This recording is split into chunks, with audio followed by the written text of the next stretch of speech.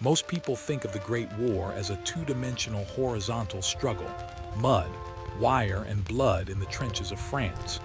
But if you want to see a real last stand, one where the battlefield was vertical and the enemy was the earth itself, you have to look at the Marmolada Glacier, 1916. While the world bled at the Somme, a different kind of nightmare was unfolding at 11,000 feet. In the Dolomite Alps, the front line wasn't a trench, it was a precipice. Austro-Hungarian and Italian troops were locked in the White War, a theater where the physics of high-altitude combat rewrote the manual.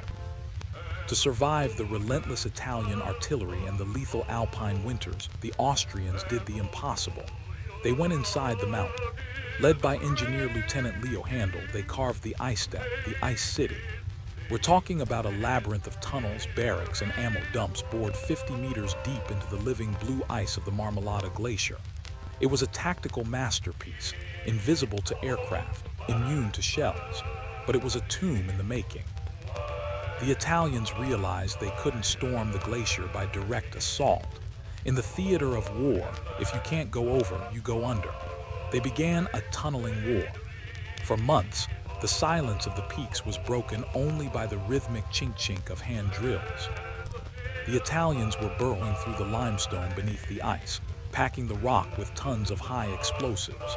The Austrian detachment in the upper galleries could hear it. Every night, they put their ears to the ice and heard the sound of their own execution being prepared. Logistics were shredded. Fresh air was a luxury. They were living in a sub-zero darkness where the temperature never rose above freezing, knowing the ground beneath them was a ticking clock. By the winter of 1916, the tactical picture hit the red line. The Austrians were isolated. The tunnels were shifting as the glacier moved, groaning like a dying beast. But they didn't evacuate. They stayed in the ice city, holding the observation posts that directed the fire for the entire sector. Then the mountain spoke. On December 13, White Friday, nature played the ultimate kinetic card. A massive avalanche, triggered by heavy snowfall and the subterranean blasting, tore down the Marmolada. It wasn't just snow. It was 200,000 tons of ice and rock moving at 200 miles per hour.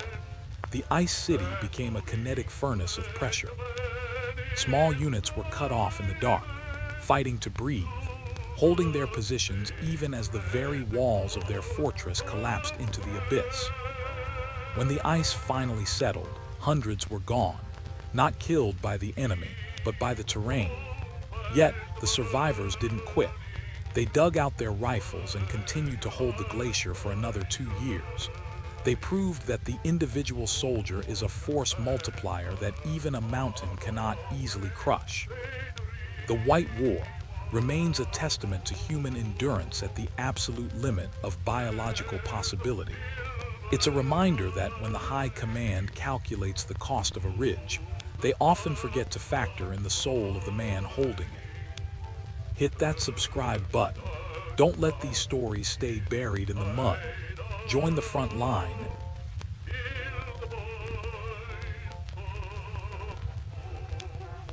The plan was elegant on paper, but paper doesn't bleed. The 77th Division, a unit of New York City street fighters who traded the Bronx for the bayonet, was ordered to push through a narrow ravine. They were the point of the spear.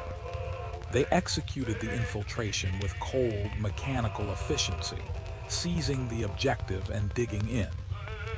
But by 400 hours, the tactical map had been shredded.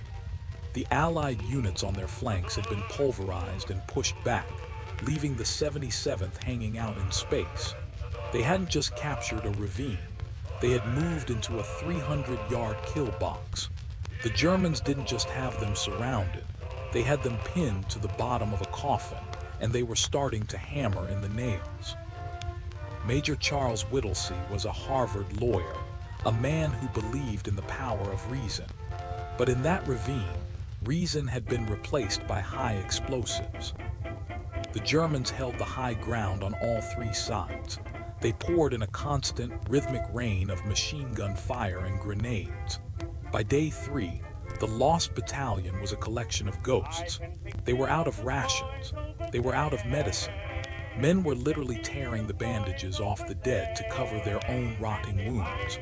To get a single canteen of water from the stream meant running a gauntlet of snipers. Most of those canteens came back dented and red. The air didn't just smell like cordite, it smelled like the end of the world. Then came the ultimate friction point. American HQ, operating on outdated intel and assuming the ravine was crawling with Germans, authorized a massive artillery strike. The problem? Whittlesey's men were the only ones there. The first shells landed right in the center of the American foxholes. Imagine the psychological trauma. Your own brothers are the ones vaporizing you from 20 miles away. Whittlesey had 2 carrier pigeons left. He released the first. The Germans picked it out of the sky before it even hit its cruising altitude. He was down to his last asset, a small gray and blue bird named Cher Ami. He tied a message to her leg that wasn't a request. It was a scream for mercy. For heaven's sake, stop it. Cher Ami took flight into a wall of lead. The Germans threw everything they had at her. A bullet punched through her chest. Another shattered her leg, leaving it dangling by a thread of muscle.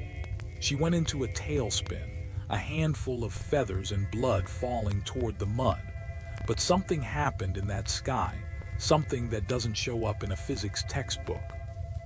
That bird fought her way back into the air. She flew 25 miles in 25 minutes, blind in one eye and losing blood with every beat of her wings.